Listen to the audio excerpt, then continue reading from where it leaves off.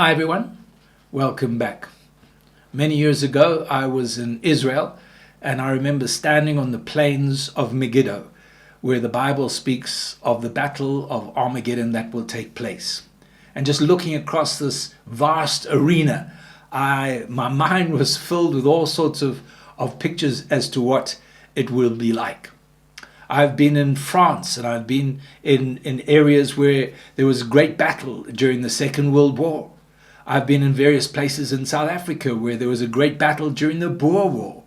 And I've often thought, and you think of all the conflicts and the battles that have taken place and how hard and difficult it must have been for those who were involved. It reminds me of this battlefield, the battlefield of the mind, because that's where the struggles really take place. You know, when Jesus died on the cross, we read in the book of Colossians chapter 2 that he disarmed the enemy. He disarmed the principalities and the powers. He made a triumph over the devil and all of his cohorts.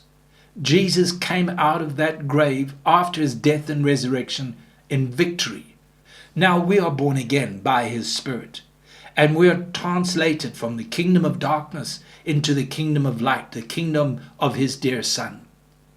Now we have been set free.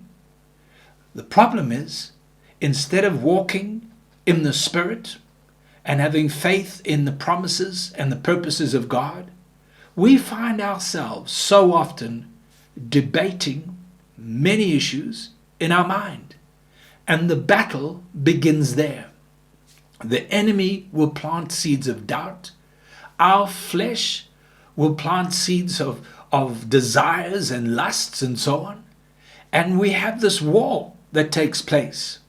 And we need to understand that we cannot win the battle in the mind.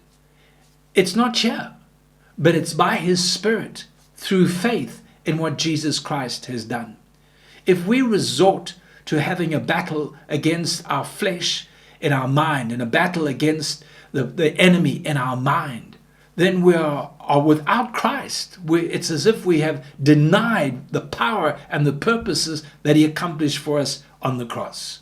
That's why Paul says in Romans 8, to be carnally or fleshly minded is death.